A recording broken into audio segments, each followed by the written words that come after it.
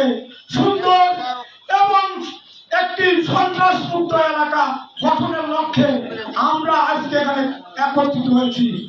আমরা একত্রিত হয়েছি গত 24 তারিখ থেকে মর্মান্তিক আন্দোলন, মর্মান্তিক দুঃসময় পার করা সেই কাহিনীগুলো সম্পূর্ণ আপনারা জানেন।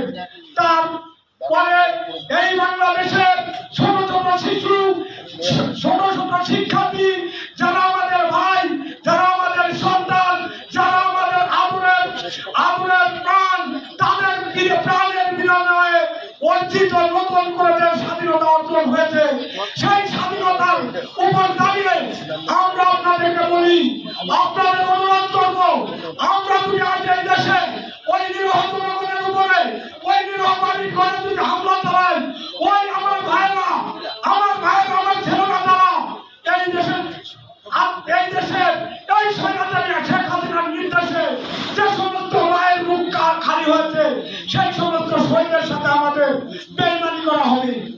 কারণ তাদের পবিত্র রক্তের বিনিময়ে, এই বাংলাদেশের ছাত্র জনতার রক্তের বিনিময়ে আজকের অর্জিত এই নতুন স্বাধীনতা।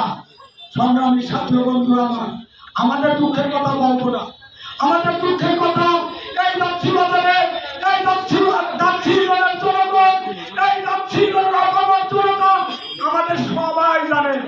অনেকের বাড়িতে আমরা গিয়েছি, বলছে আমার ওই মামুনেরা বলে, তোরা এই বাবা মা এই চেয়ারটাকে আগে ঘরে এসে দিবি, এই মায়ের ছেলে গেলে তোরা খাওয়া দাওয়া বাদ দিয়ে এই ঘরের বাইরে করেছিস।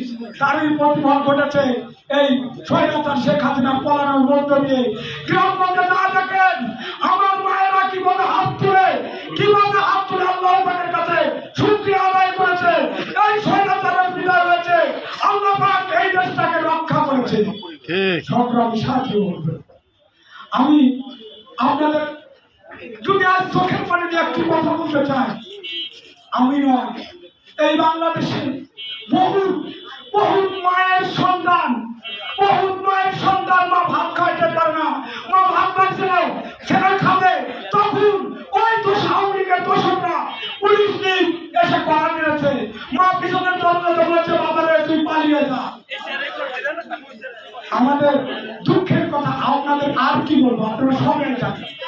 তাই আমি আপনাদের কাছে বিরত অনুরোধ করি, এই যাচ্ছি করে এই শেখ হাসিনা পলানোর মধ্য দিয়ে যে অনুষ্ঠান বিদায় উল্লাস হয়েছে, তার ভিতরে যে অনাকাঙ্ক্ষিত ঘটনাগুলো ঘটেছে, এতে আমার যাচ্ছি যুবদলের কোনো হাত ছিল না। যাচ্ছি যুবদল দেশের রাজনীতি করে, শহীদ জিয়ার আদর্শকে ধারণ করে, আলিনাজ মাহমুদ খোয়েন সাহেবের হাতকে শক্তিশালী করার লক্ষ্যে রাজনীতি করে। এই যাচ্ছি করে এই আমার ছোট ভাই বলেছেন, আমার অনেক ছোট, আমি যখন ওই মালয়েশিয়া থেকে আসি 2019 সালে কিছু আগে, তখন আমার ছোট ভাইটা আমাকে বলেছিল, ভাই আমি তো বিএনপি করি।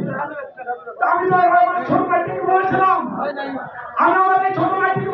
তুমি তো বিএনপি করো, এই 10 বছর বিএনপি ক্ষমতায় নয়, বিএনপির কত ছেলেরা, কত ছাত্ররা, কত ছাত্র নেতারা, যুবদলের নেতারা আন্দোলন করতে গিয়ে শহীদ হয়েছে।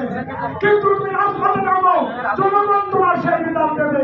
বিএনপি কখনো বিশ্বাসযোগ্যতার রাজনীতি করে না। তাই সেই কথা বলে আজ আমার এই ছোট ভাই, এই নূর নবীর নৃশংস অত্যাচার, এই যাচ্ছিলেন জনতা যদি ওই ভিডিও ফুটেজ করে দেখেন, আপনারা বলবেন এই ছেলেটা এই মামার কাছে তারা হাঁটতে পারে না। এটাই দরকার।